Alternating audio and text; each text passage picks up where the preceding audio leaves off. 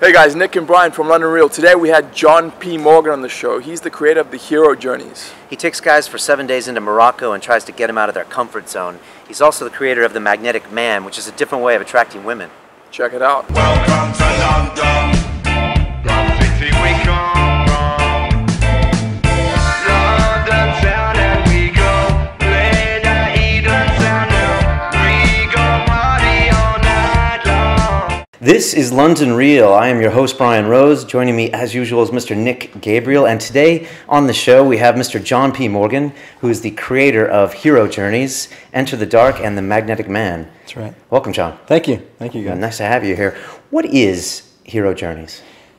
Hero Journeys is a new project for me. It's the tagline is Adventures in Living a Passionate Life. So basically, I kind of ended up in the personal development world a few years ago when I settled in London and started going to courses and doing talks and running my own events.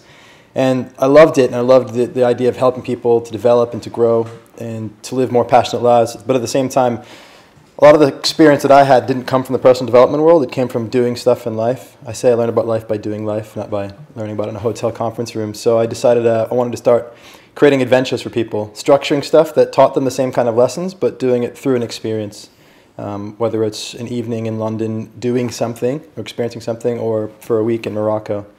So yeah. What do you think of the whole self-help industry? I mean, we've heard life coaches and all that. I mean, what do you think of the industry, and does it have like a lot of weird connotations? Because I met a chick one time, she was 28, she's like, I'm a life coach. And I was like, oh, really? Yeah. But maybe that's just me being sexist. I don't know. What are your thoughts on that? The term life coach, still, every time I hear it, it kind of gives me like the creeps. I don't know. It's just, I've never really been comfortable with that term, because it's kind of like, I always like, what do you know about life that I don't know? Like, you know what I mean? Because it's kind of, it's just a weird thing. But the whole personal development industry, I find it quite insular. And there's a lot of people talking about and learning about life, and it's just kind of, it's more of that and more of that and more of that. And, you know, there's definitely some stuff that's just super valuable, and a lot of the same stuff is recycled. And a lot of people benefit from it, and it's a great thing, but I'm just such a huge believer in that real life experience is what changes people and what transforms people, and it's just doing stuff and taking action.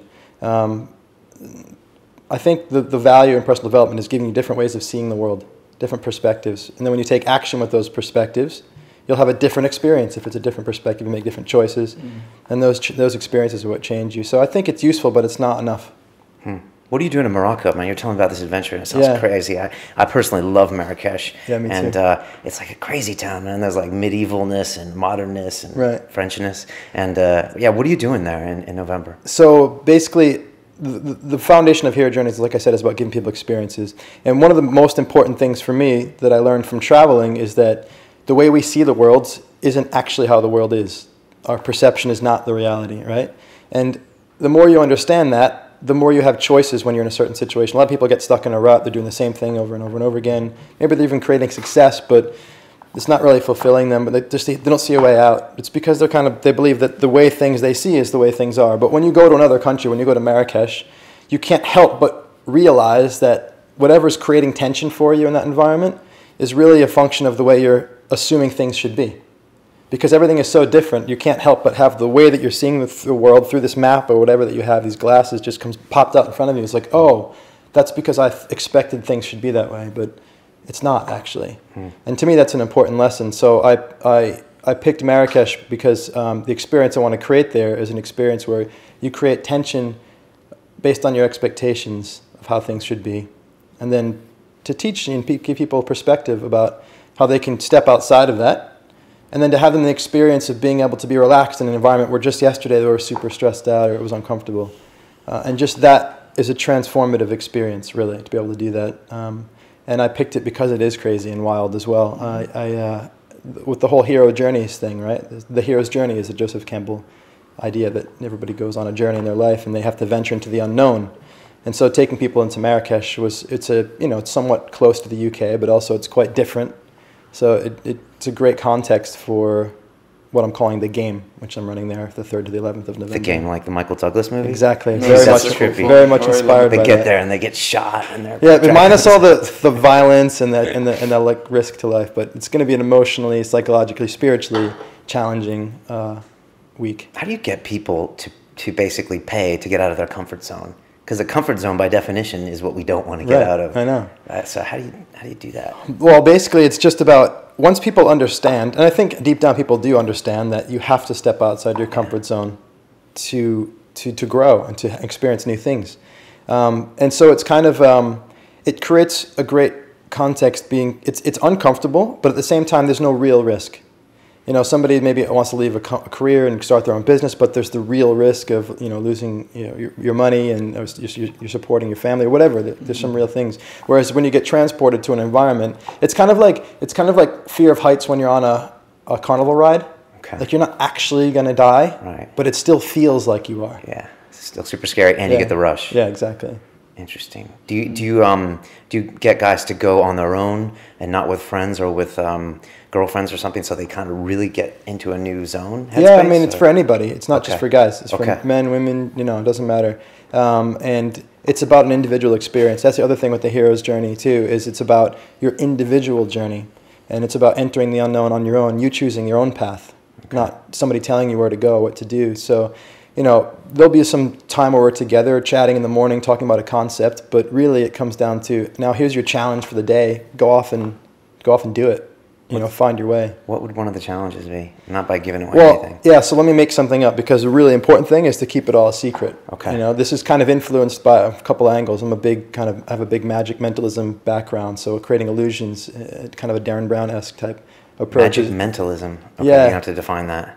Mentalism is basically psychological magic, psychological illusions. Okay. You ever heard of Darren Brown? I haven't, no. Okay, well, he's one of the most famous ones in the UK that does it. But basically, it's like, you know, mind reading and these kinds of mental tricks. Okay. But it's about illusion, it's about magic. But creating an illusion, the reality will be partially fabricated for the people that they're engaging in. So, for example, if I created a challenge where here's $10 or 10 dirham, as they say in Morocco, and go out and come back at the end of the day with 100 dirham. Somehow you have to find a way to work your way up and make money, and then as a result, maybe they're interacting with people in the markets, maybe the people are actually people that sell stuff in the markets, or maybe they're interacting with an actor that was set up by us and unbeknownst to them. And so some of the interactions will be fabricated, but some won't, and you won't know which ones are which. So you're put in a situation where you know that everything's made up, but well, maybe it isn't, so you still have to be vigilant, which I think is a great way to live life anyway. That's trippy. Sounds like a scavenger hunt they used to make us do at the fraternity at uni, like, go get this. Like, what would you do if you had to go out with 10 pounds and come back with 100 pounds in like a day in London? You'd have to get really creative, wouldn't you? I guess so. To sell something. Fuck you, right? So is this the first hero journey you're doing? Yeah, this is the first one, yeah. Okay. I was in Marrakesh like a month or two ago now, just on my own reconnaissance, just checking things out, planning where I was going to stay. I found a beautiful riad, rented out, and yeah, it's going to be the first one. I mean, it's stuff I've been teaching for a long time, but it's the first time taking it into an environment like that. How many people are going to be on this course? Max 10, but I'm looking for around probably 8, unless people want to share a room or something. So. And it's a week? A week, yeah. Okay. Wow. 8 nights. How long have you been over here in the UK, and how'd you get into this? 4 years I've been here. Okay. I did math and science, physics for uni, then I got into property investing in the States. Just good timing when it was really going up, and cashed out before it tanked, just luckily, and traveled for a few years. And I had a web development company from a backpack. I was just traveling the world doing that. And then I was cycling the coast in the States, started in Oregon. I was headed down to South America, but then I got to close to the border. I was kind of in like LA, San Diego or something, and just sitting on the beach watching the sunset. I was like, why am I still traveling? It'd been 3 years. And I just decided I wanted to start giving back and do something different, and just came to London because I thought it was, it's kind of the hub of the world. I could still travel without moving. I said, that's kind of why I live here. It's like traveling without moving. And it took me a couple of years to kind of figure out what I wanted to do, but I found my way into personal development just because people was always asking me, how do you live the dream, and these kinds of things. So, what aspects of yourself are you working on now, John? Good question. Let me see if I can put the right words to it, because I'm unclear what it is. It's going on my own hero's journey, and it's getting uncomfortable. It really is. And as far as an aspect, I think my strength in stepping into new worlds. Yeah, my strength as a man. So what would you define as a new world? I think some of the new worlds that I'm looking at moving into are worlds of people that have a higher net worth and are making more money. In the times, I used to make a lot of money when I was in property, and I used to hang out in different circles. And then as I became a traveler in a backpack, kind of a hippie, and and I moved here, my social circles changed. And it's crazy how when you hang out with certain types of people, and I love all the people I hang out with, but your behaviors are so much affected by the people you're around. I did talks for a year or two. I have a TEDx talk on human connection. And the people you interact with. Actually, what sparked it off is I looked back on my stuff that I did before I came to the UK, and I was like, how did I have success in these two businesses so quickly? And then I've been struggling here for the first couple of years. And I used to think it was me, but I looked back and I realized actually it was all the people that I was in my network. I came to London, didn't know a soul. It took me a long time to get my business going. It's because of the connection. So I think when I say new worlds, actually it's a lot about growing into new networks here, into stepping into different realms in that way. Also, I think, it's the hero journeys things is like just creating some ridiculous dream that I have into reality. And that's like, it's scary every day. It's like, who do you think you are that you can just like create some adventure in Marrakesh? It's like a movie. The game is a movie, man. You can't just make that real. That's not Do you feel possible. societal pressure to conform and get a wife and 2.2 kids and a DVD player? I feel family pressure from my girlfriend, her family for getting a wife. I love her, and it's but where do women fit in the hero journey or in the hero journey? Where does a woman fit into my journey? Where do women in general? Fit women in general. Partnership for me is important. It's what I'm finding is now that I'm in love with a woman that I love. It's like it's one of the best reasons I've ever had to work my ass off and to make money and to have success. And I love this chapter, The Mystery of Sex Transmutation, in Napoleon Hill's book, Think and Grow Rich. I don't know if you guys have... It's about transforming your sexual energy into drive in the world. Yeah, exactly. Yeah. Why does it make you want to succeed more because you're in a loving relationship? I just got this really old-fashioned, like, I just want to take care of her, just like deeply built in. Like my dad took care of my mom, and when we were young. I think it's in my DNA.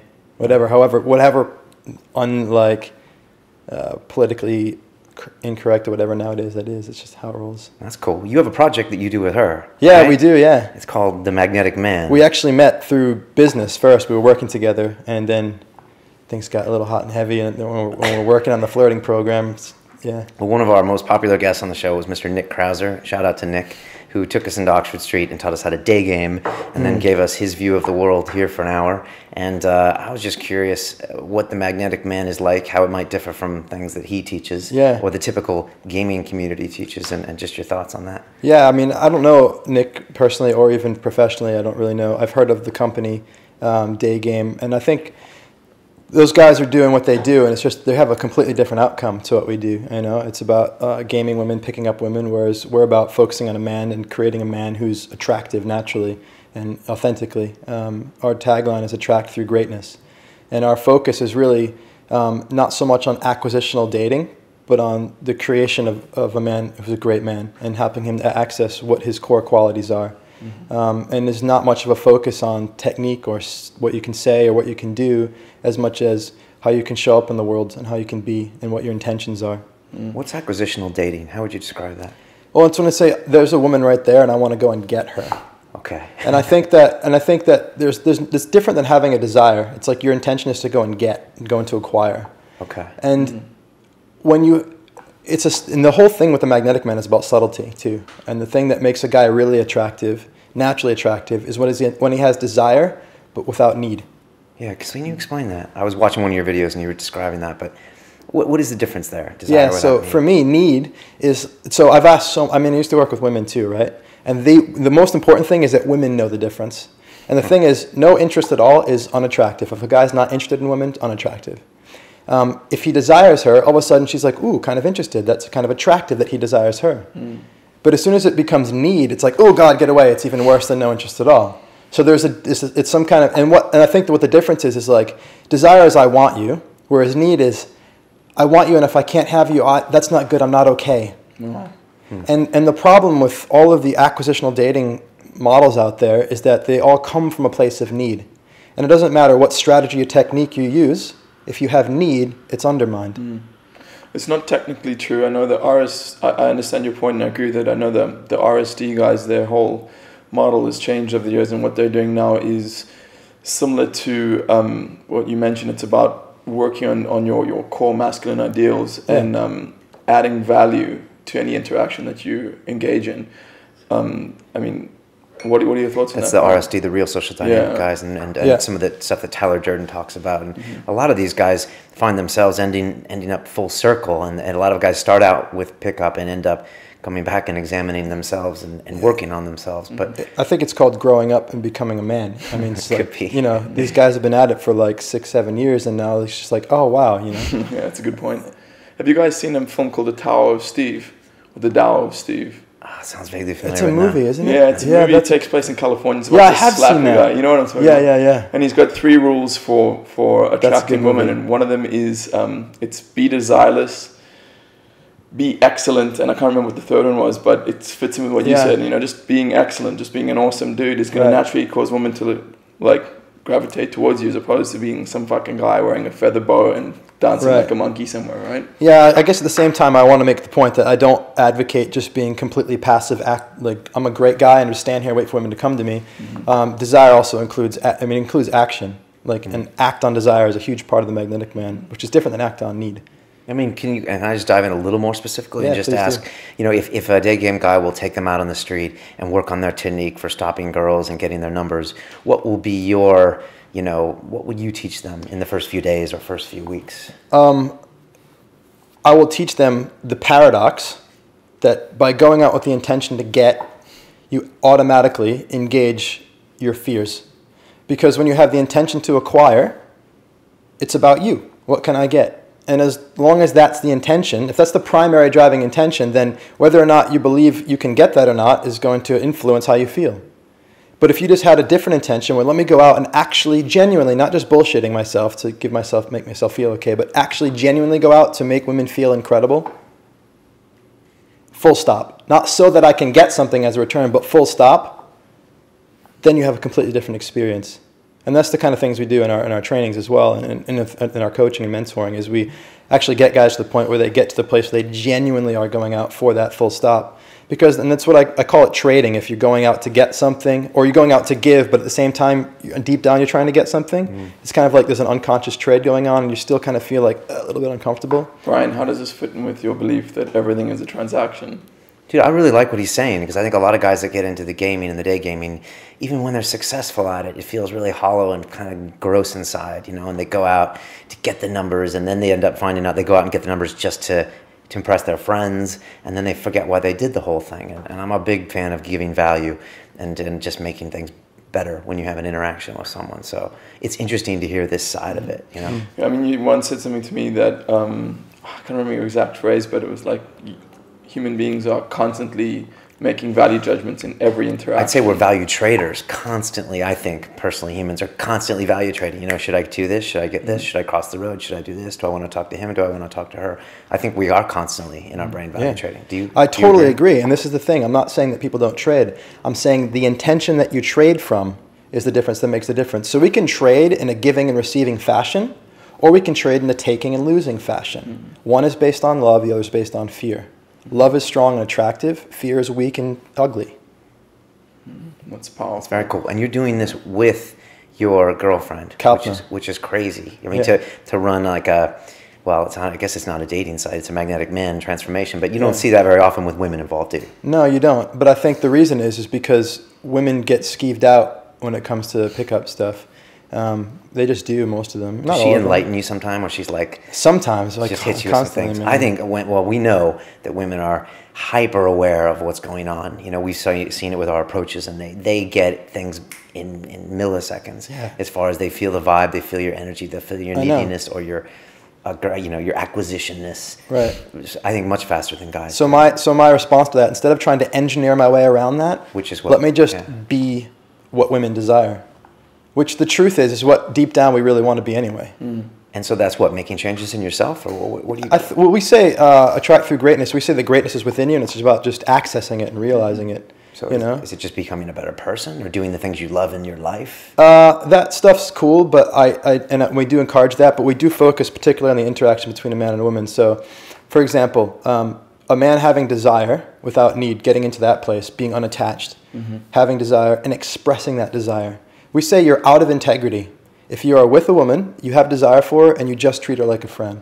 Yeah, that's You're out why, of integrity. That's why ultimately, What like, does that the mean? nice guys are super creepy because they want to get laid just as much as the douchebag who grabs a chick's ass. But Right. they, like, cover it up because they Right. think that they're going to be able to weasel their way It's into even pants. worse. It's worse, right? It's worse. Is that what that is? Mean out of integrity? Yeah, when you're so for me, when we say out of integrity, it means like I'm thinking and feeling something, but I'm not acting on it. Okay.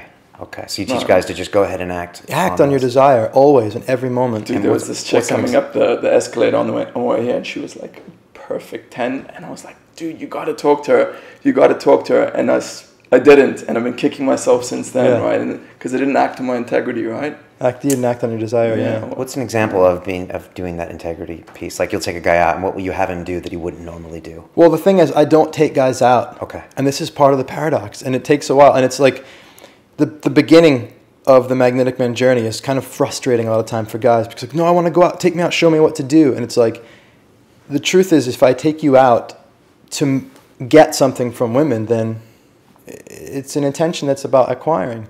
So I have gone out with guys, but if I'm going to go out, it's just like, let's go out and make people feel incredible. That's just how I've lived life, and it's always worked for me. And it's about, and I don't have the backstory of I struggled with women for all these years, and I engineered a way to make them like me, and now I can teach you that. I don't have that backstory. My backstory is it was always pretty awesome. I love human beings. I love human connection. I put myself in a context where guys that were having challenges had questions, and I just looked at how it worked for me, and I just told them about.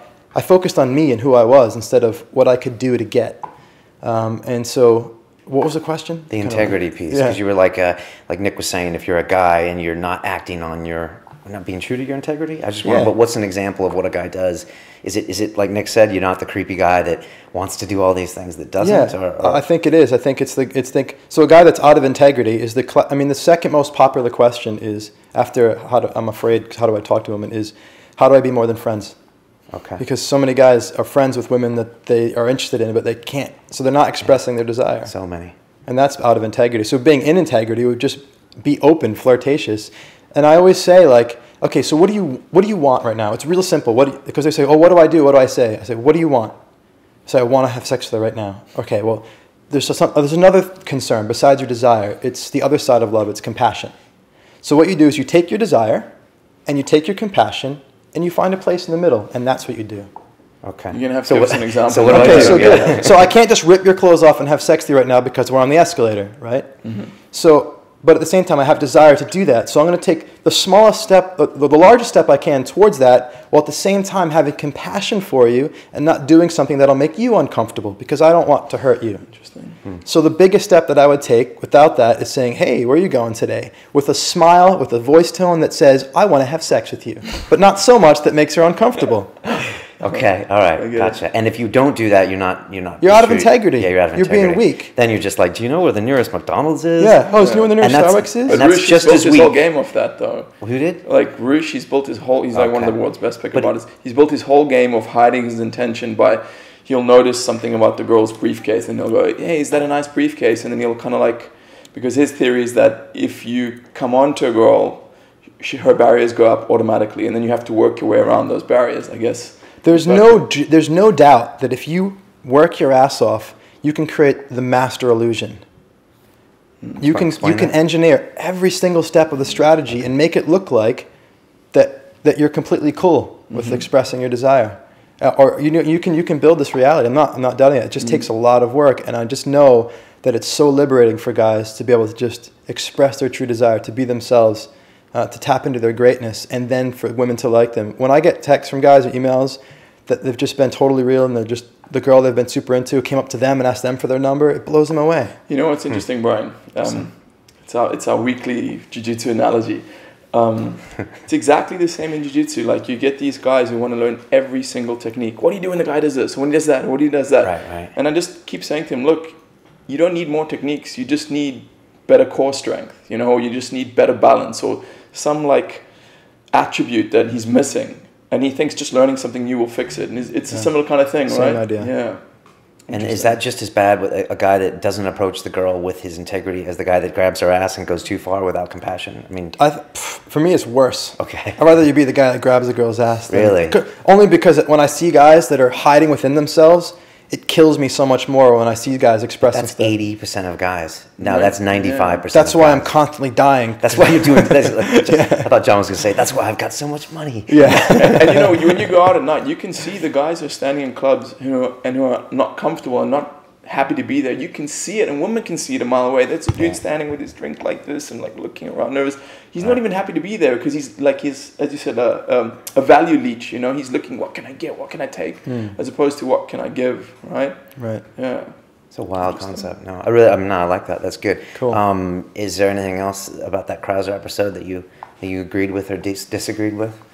Oh, I mean, I disagree with the general premise. Okay. That's the thing, and the idea gaming. of going out and gaming, because you can have all the stuff that you want without going out and what I call search and destroy dating. It's just like, when's the next? You know, like there's one, like go. I mean, when I see them in Covent Garden with like their radio mics and their cameras and like they're just like it's like hunters, and it's weird, man.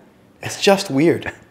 My girlfriend got gamed at Green Park yesterday. She was sitting down, so I told her, you're a stationary target. Obviously, he wasn't experienced. But he came up and said, your eyes remind me of my grandmother's eyes. Oh, Jesus Christ. Are you serious? I'm serious. But no, I can see the guys now. I can see a Daygame a mile away now on Oxford Street. Yeah. And the thing is, it's like, it's super easy for those guys to look at a guy like me, and maybe guys too, and just be like, well, they don't know what it's like. Right. It's really hard. Yeah, it's hard. But I do know what it's like in lots of contexts. Like I have to get the balls to look at myself and be like, you know what? Instead of trying to like go and get stuff, if I just focus on what I have to give and give value, yeah, it's hard, but like it's so much more fulfilling, and it's so much more, it's more real. Yeah, London real. Do you find what are your clients different like in London, say, than they would be in like New York City or LA? Do you find a different kind of guy, a different kind of repression level that we have in the city? Come on, of course, man. Yeah, I mean, this is like way more of a conservative thing going on here. It is. Like this, like the nervous laugh when you talk about sex. It's like really? You can't talk. Yet they have sex shops in Soho when you would never see that. Yeah, well, not over there maybe, but yeah, I mean, well, for the guys that come to workshops and stuff anyway, it's like, for me, you got to get comfortable talking about sex and talking about your desire. If you can't talk about your desire, how are you going to express it, you know? Mm-hmm. And so much of us apologize for our desires as men. I mean, yeah, not me. If your testosterone is working properly, you want to print every fucking pretty chick you see. I mean, it just is what it is. I'm not saying you should do that, but no, exactly. I mean, dude, I know I felt guilty for years about that. For years, I was like, no, there's this one special girl waiting out there for you, and come on. Right? For me, I say like CEO, employee. Like it's just, but it's real. It's got desires. It's, you know what I mean. But like I'm just in charge here and in here more so than down there. But I'm not going to deny that it's happening. Interesting. So will you get guys just to talk about sex and just get them to open up? I mean, I just kind of do. I just kind of lead the conversation and just like it's okay. You can. And like one thing on our website, I think it used to say, "Love is fierce." And I think like a big thing for us too is it's not just about being a masculine macho guy and being tough. It's about doing that with love. Love is fierce. That's power. I like that. Wow. I'm just going to take a minute out and thank our sponsors, which is Onnit Labs. That's ONNIT.com. They are the makers of Alpha Brain, which John's on as we speak. Yeah. Which I makes took him, two. Oh, God bless you. That's why it's dropping science. I'm right? like, he is. oh, next question. Like, bring it. Is that it? That's all you got?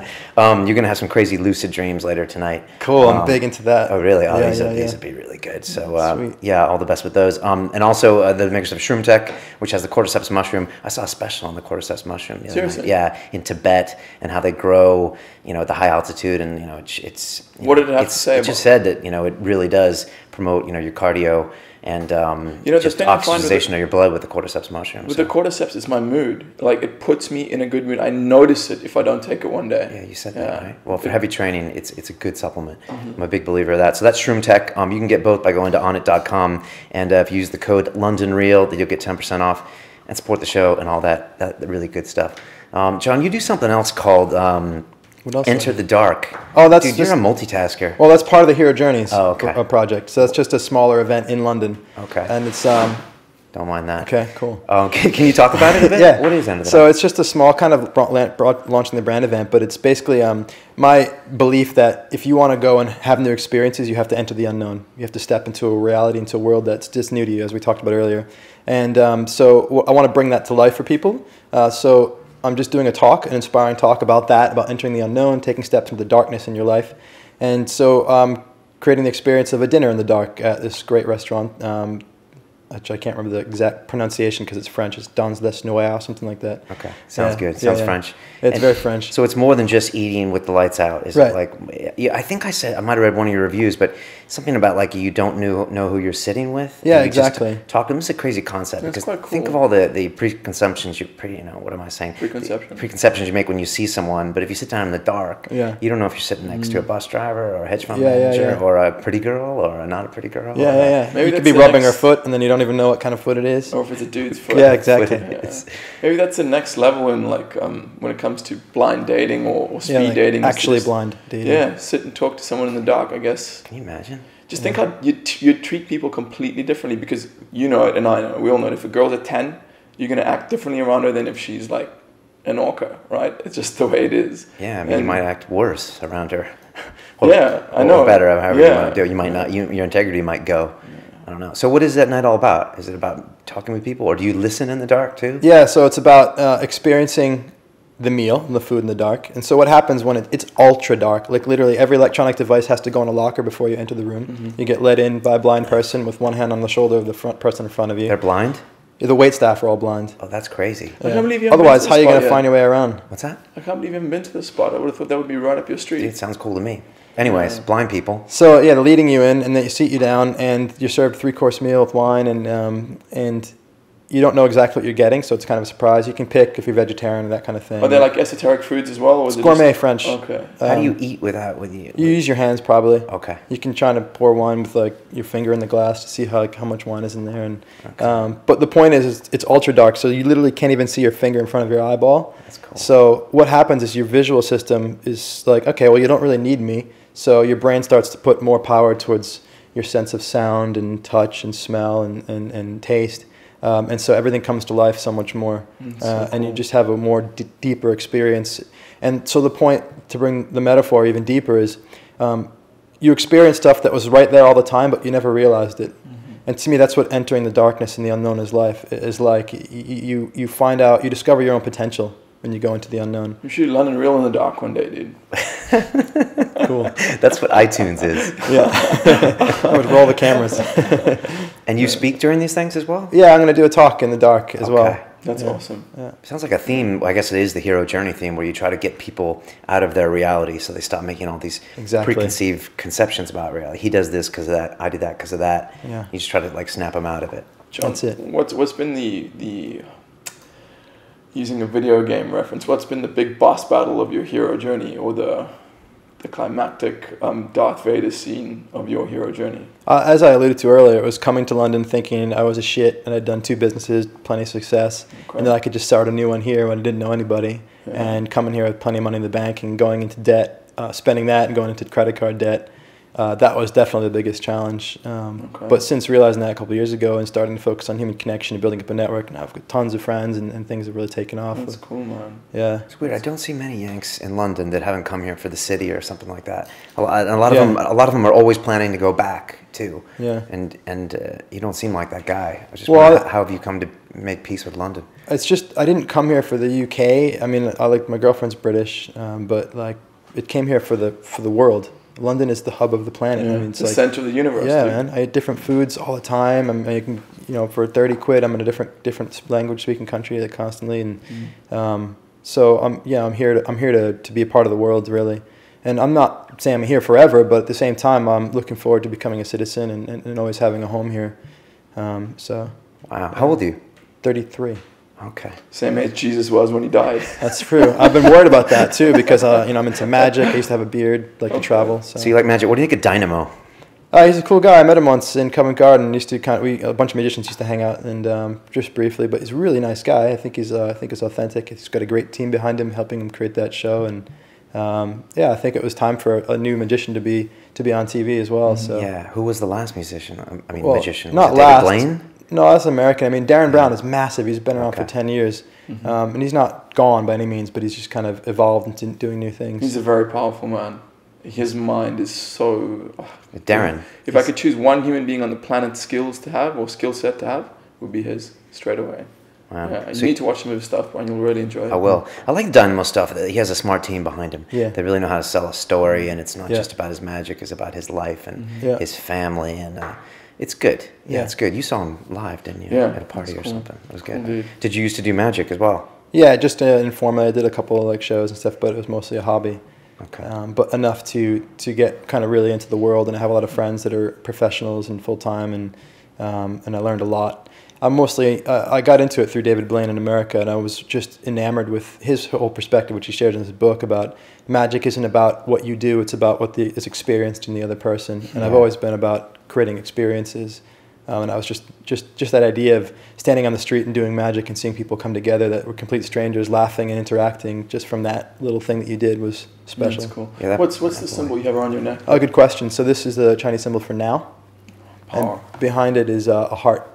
So those are kind of my two most important philosophies: what's true and happening right now, and what do I love. It's all I kind of really need. That's cool. That's cool. I was just thinking about David Blaine.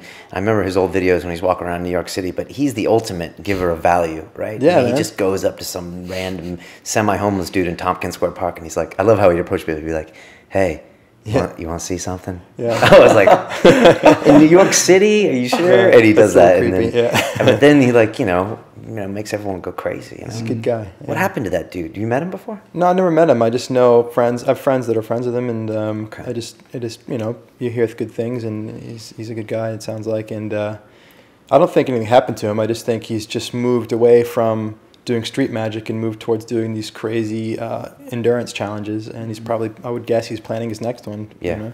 Yeah, I guess it's just an evolution. You probably can't do Yeah. that forever. Did Dynamo really walk on the Thames? Come on. I'm gonna use my magician's code and say yes, definitely did. Yeah? You saw it with your own eyes. Dude, they must make those videographers like sign some crazy NDAs and stuff, right? Yeah. All the guys behind the scenes. It's real, Interesting. man. It's magic. My brother had this theory once, a long time ago, that Jesus was just a magician, and he was doing magic tricks, and that's why Yeah. everyone in this whole religion was built up around him. I thought that was kind of interesting. I think there's something to that. Yeah, could True. be. Water into wine? Really? Yeah. Or is it just a good story? Yeah, who knows, man? Who knows? Either way, 1 billion people still believe in him, right? So At least. Yeah. Yeah. If you were going to move back to a city in the States, which would it be? It wouldn't be home just because I spent a lot of time there. Home's Rhode Island, right? Yeah, Providence. Okay. Rhode Island. I'd probably end up in California just because I've got a lot of good friends out there and I love the weather. Okay. Yeah. We used to road trip from Massachusetts down to Rhode Island to get tattoos. I didn't, but they were illegal in Massachusetts. Really? Yeah. Tattoos illegal? Yeah, when I, You back from, like, in my the day. 1920s or something? 1930s. Back in my day. Uncle Brian. But yeah, or maybe that's only. I didn't know tattoos were ever illegal. I think they were illegal in Massachusetts. Massachusetts has blue laws, man. That's old That's school. weird, man. You can't buy alcohol on Sundays and all sorts of crazy stuff. So the guys would go down there, and I'd watch my fraternity brothers get like a tattoo of a dragon on his back. And I'd be like, "Oh," and they'd be drinking the whole time, and it would Yeah. be bleeding everywhere. And I'd be like, It's intense. yeah, that's pretty funny. intense. That's all I know about Rhode Island. Yeah. But yeah, East Coast is definitely old school. Yeah. But I like. Where do you see yourself in 10 years' time, John? Oh man, I just saw a beach on an island. Of course, it's like the classic thing, right? But no, I'm running hero journeys around the world. I'm doing games and taking people on adventures. I really want to blow that up big. I want to be a brand. I've got people that are going to help me run trips and stuff like that. And I think the time is right for people to go off and have adventures. And I want to take it into more and more crazy environments. I'm already thinking about different places we can go. I have a friend who rented out the pyramid. I guess you can do that. Do a private event there. And Like in Egypt? yeah. Oh, okay. Like the Wow. real, like the pyramid. Like the pyramid? Yeah, yeah. The big one? Yeah. Wow. So- That is a proper party, man. It's a good thing about the global recession. Yeah. You can rent a Tell me pyramid. Yeah. about it, right? Imagine having a party there and just getting fucked up on mushrooms, dude, at night. You ever been inside in the pyramid? in Giza? Unfortunately, I haven't, no. It's just awesome. It's like totally Indiana Jones. You have to crawl up this little opening all the way to the top, and it's the most quiet place I've ever been in my life. I could hear my own heartbeat.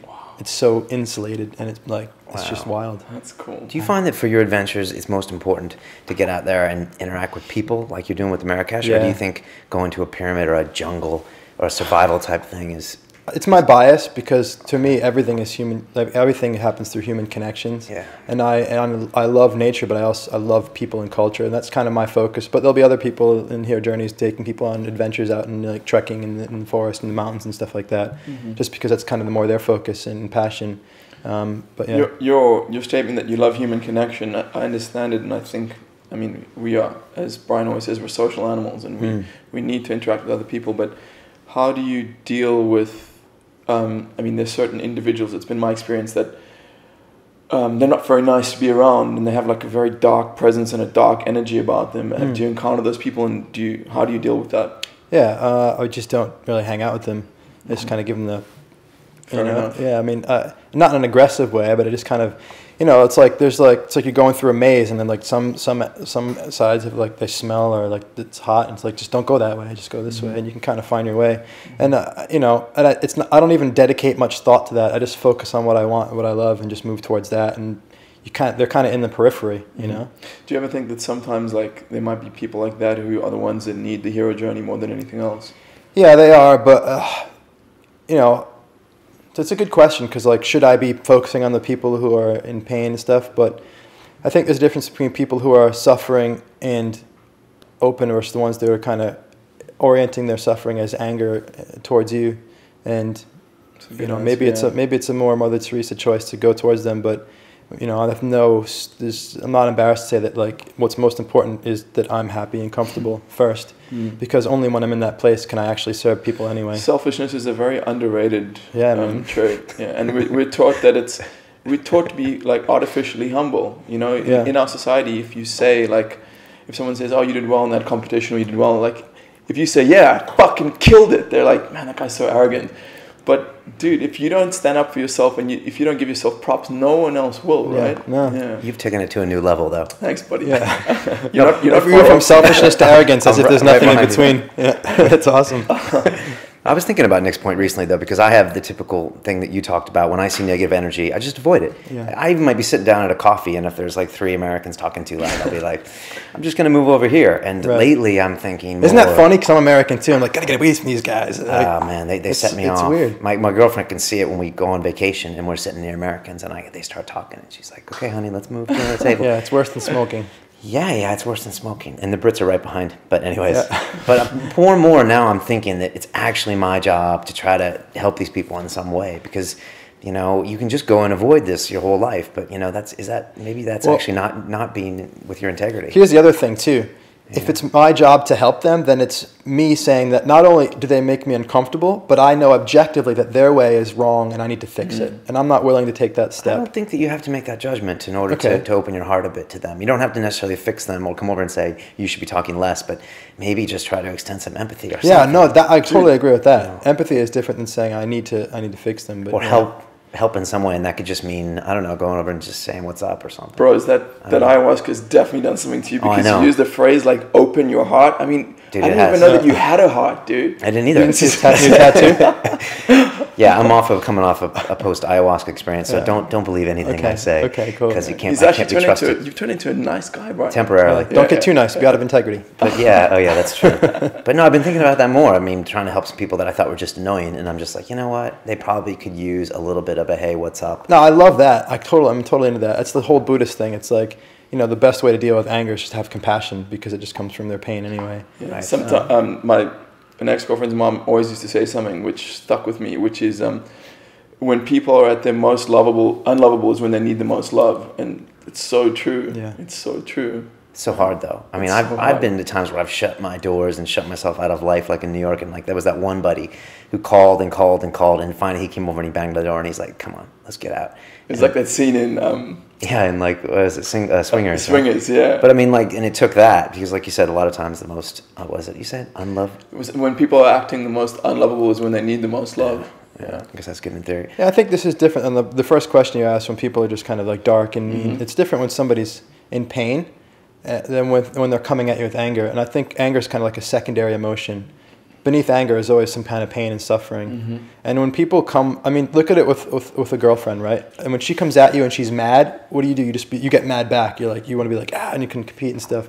But if she's just sitting there and she sheds a tear, the natural result thing is you just get drawn in. It's like pain and suffering pulls us in, but anger makes us want to fight or run. And so I think that my kind of first answer was more about like this anger thing or negative thing coming at me versus, Do you think we have a collective unconscious? You think all the beans are somehow kind of related? Jesus, Brian, what the fuck is happening to hell, you? man. I'm tripping you out. Damn, he was never like this. You don't understand, That's true. John. And because also someone made a comment recently on the London Real page, and they're like, okay, if I believe in a collective unconscious, does that mean that all those people with all these negative, nasty, angry thoughts are also part of that unconscious, and I have to deal with that too? It's just a bit related to what I'll give you my about. opinion of what it is, and it's just my own particular opinion. I think when I was at university, I studied the science of emergence slightly when I was studying physics, and emergence is kind of like when a bunch of small things are happening and then some other thing emerges out of that. Like you put a bunch of ants that do a few simple things, and all of a sudden an anthill emerges. Right? Greater than the sum of its parts, basically. Yeah, you can't see directly, you can't draw linear logical paths between where it comes from, but you know it emerges out of these small interactions.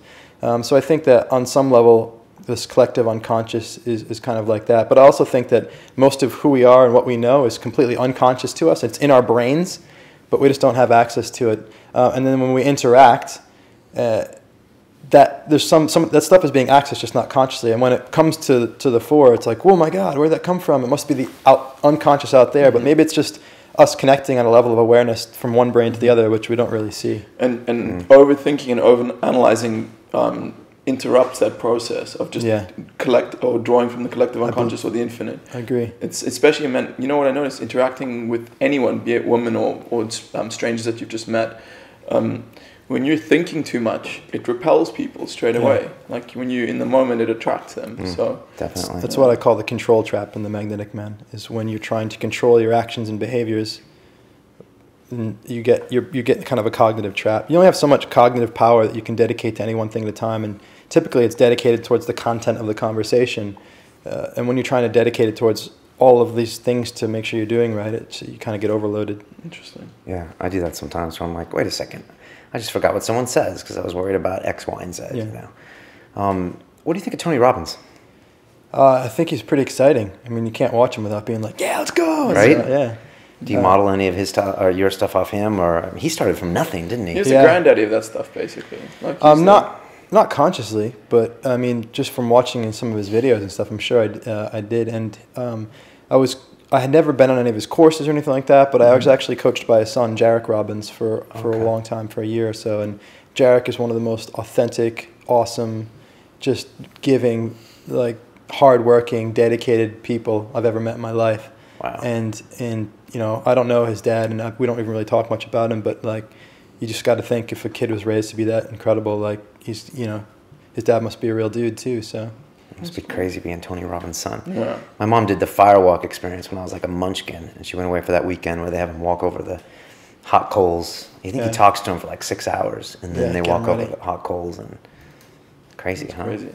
Yeah. Yeah, he's quite the dude. It's cool. He's big too. He is, right? It's like 10 feet, something like that. Yeah. He's got like he's got some disorder where his pituitary overproduces growth hormone. That's why he's so big. Yeah. Are you serious? Yeah. Really? Yeah. It's a crazy rumor you're starting. Well, it's in one of his audio programs. I think I heard it's it. for real. He keeps going. He's got the island in Fiji. Is that the island that you were thinking of earlier? No, it wasn't that. It was somewhere else. I don't know what it was. I'm starting to think that island thing is overrated. Because, It is. Yeah, I don't really want to go to an island. It just was like the cliche that popped in my head when you asked. I don't think you do either. No. An island's cool for 5 days, and then you're like, get me off this this is boring. And you're on an island. Yeah. So a typical London Real question is we ask this: if you were to call the John P. Morgan Jr. of 10 years ago, what kind of advice would you give that punk ass kid? I would say Maybe he was a really nice kid, Brian. Maybe he was. And would he take 10 it? years ago. How old was I? I was 23. Yeah.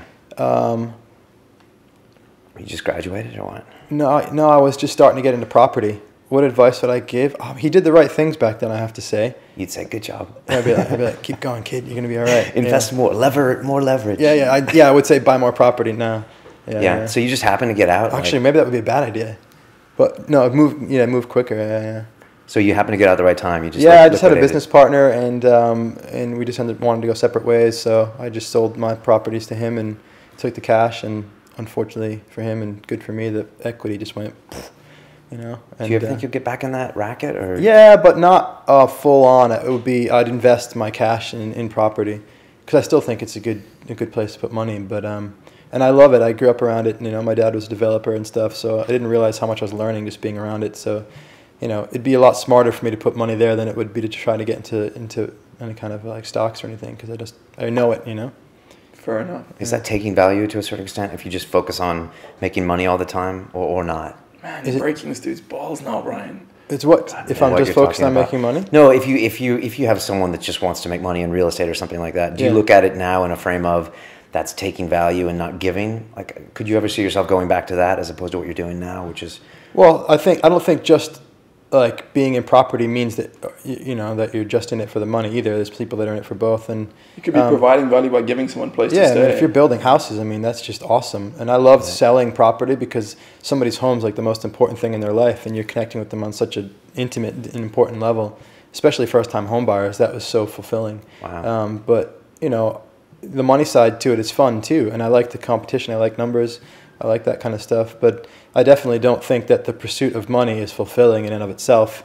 I think for some people, creating wealth is a game that in and of itself is fulfilling for them. I can't go and judge that, but for me in particular, it's not. I like to create other things, and if money's a cool secondary gain, for sure.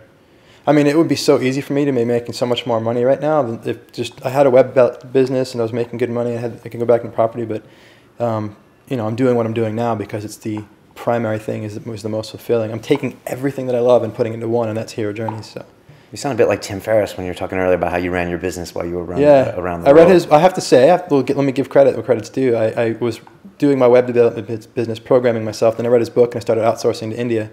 Okay. So I was halfway there, but he helped me really take it up to another level. So you used a lot of that book. Yeah, I did. Yeah. That was back in the day when nobody was outsourcing. Really. I know, it was good. Good time. Yeah, he's quite a cat, isn't he? Yeah, intense, I take his stuff with a grain of salt now. I mean, I think he's someone I'd love to have on the show because I have a few questions for him about About nutrition. It's kind of overhyped, you know. Like this 4-hour body. Yeah, The guy's a marketer, first of all. Yeah, I mean, he's a brilliant, marketing genius. Yeah. I mean, I've seen people that read the 4-hour body, and I'm like, that's pretty much the Atkins diet plus X, Y, and Z, and they're like, I eat Brazil nuts. But he's great. You know, I did buy the book, and I ate fucking sauerkraut for a month every morning, and I was like, Really? yeah, nothing really changed, but I didn't really have much fat to Did you burn buy anyway. his supplements though? That's the question. No, I didn't. But I always kind of felt like it's like I'm not gonna go that far, Tim. You know? Fair enough. Does he have a supplement line? Well, he recommends a bunch of supplements in the book that he owns companies that have an interest in, or he has an interest in the companies that promote these. So. No, he's a cool dude, man. Yeah. He's changed a lot of people's lives. There's no doubt about it. It had a huge impact. No, I like him. He's got a bunch. He hangs out with all the hedge fund guys in Silicon Valley and stuff. So, He's a cool guy. Who's your hero? I'm just going with my intuition, right? My dad just popped in my mind. The minute I didn't even know what the question was, but my dad just flashed in my mind. So yeah, my dad. You have a good relationship with your parents? Yeah, I do. Yeah, they're That's separated, very cool. but I'm really close with both of them. That's cool, man. My dad's like I've been told to have a tall personality. My dad's 6'6", and I'm a lot like him. He's just a huge Irish dude with red hair. I don't look anything like him. We used to go into places and people would be like, "Who's this guy?" How tall are you? Like 5'7". Okay, and he's which 6'6". is so. This is the first time I've said that in a crazy. long time. Okay. I fucking seriously thought I was 5'8.5", and then the other week my girlfriend was like talking to me to measure myself, and I was like, I shrunk. Maybe you But shrink. I actually lied to myself for so long that I forgot that I wasn't 5'7". No, you shrink an inch after 30 as well, though. You shrink Oh, an okay. inch or two because all the connective tissue in your spine. So maybe I did compresses. shrink. Yeah. Okay, good. So I Yeah. wasn't lying to myself. You're cool. Is that That's true? cool. But I was on these Yeah, websites it's- researching about like actually get growing and like after you finished growing, like how do you get taller? And I was like, I'm gonna grow 6 inches. You can grow 6 inches. How much money did you drop on that? I didn't drop any money on it, but I did mark myself on the wall and like I'm gonna do this. And then like the next day I was like, dude, you're insane. Erase the mark. I just pictured you stretched out over a rack with your girlfriend. Like that was the stuff. It was like hanging upside down on all those things. I'm like, dude, just chill out. It's okay. Still got a tall personality. Man, it's good. You know, at the end of the day, like all that stuff, it's your presence is so much more than how you look. Yeah, you know what I mean? It's like. Yeah, you must have guys in your courses that ask you about that. I'm not tall enough. What do you tell them? You know? Just it doesn't matter. It doesn't matter. And you're dealt a certain number of cards in this life, man. And like just freaking play your hand. Play the cards you dealt. Play your hand. Yeah. You know, don't bother stressing out about what other people have and you don't. It's like life's just gonna pass you by. You're gonna be dead someday, and that's a lot worse than being 5'7" or ugly or whatever the fuck you think is wrong with you. Yeah. You look at the world leaders. I mean, like Putin's like 5'7" or 5'6". Yeah. Napoleon, man. Yeah, Sarkozy. There's always counterexamples, man. Yeah. I mean, look at this. I love that dude with no arms and no legs that does the personal development speaking, Nic Brian. Oh yeah, Have you he's seen him? incredible, man. Is he? He's so inspiring. Got to see Really? this guy, Brian. Wow. He's just such a heart, and he's so well spoken. It's just awesome. Sean Stevenson, the guy who's like 3.5 feet tall. He's like the confidence master, and he's just like the most confident dude ever. I think he's getting married in a month. It's just there's so many people out there that have worse challenges, and just shut up. That's good. Is that some of the advice you give sometimes? It's what I say inside my head. While in my face, it's just love. It's love. Wait, isn't that not with your integrity then? Yes, exactly. That's when I'm out of integrity. Good call. Someone said to me once, I was struggling with something, and he's a very successful guy, and I was like, man, do you ever worry about this or that? And he's like, man, I'm too lucky to worry about anything. And when he said that, I was like, wow, it's true. Just the fact that we have 2 arms and 2 legs, it's huge, man. It's huge, man. Yeah. Get ready to see that next week or in 2 weeks, Paralympics. Oh, yeah. That's here, right? There's some serious inspiration coming up. Yeah. It's incredible. Well, check that out. It's the same. It's all the same stuff, just redone with the people. Is it the same events, or most of the same events? I don't know for sure, but I know a lot of the same. Check that out. Yeah. John, how do people get a hold of you, and how do they find out about you and Hero Journeys? Yeah, herojourneys.com. Okay. jpmorganjr.com or themagneticman.com. Okay. Take your pick. You're on Facebook too? Yeah. JPMorganJR is kind of my across the world social media handle. So you have other projects too, or is that mostly? No, that's enough right now, dude. Okay. We need to give one more shout out to Aubrey Marcus and the Warrior Poet. Oh yeah, definitely. It's warriorpoet.us. He's actually the CEO of onit.com, but he's he does a great blog, and he has his own podcast every now and then. But yeah, if you're into this, if you enjoy London Real, you'll probably dig his podcast. Similar themes. He talks a lot about ayahuasca. In fact, he was a guy who got Brian and I. Well, he was a big influence in our decisions to take ayahuasca for sure. Yeah, no, he's an interesting guy. He likes to push himself, push his limits and stuff like that. So there you go, guys. That's an hour. It flew by. Really nice to have you, John. It was really fun. It was easy to chat. Thank you, guys. It was good, man. Dropping some science on us. So I hope we go to. I think we should enter the dark and do that. Let's do it. Love to have you. I want to send you to Morocco. Do it, douchebag, right?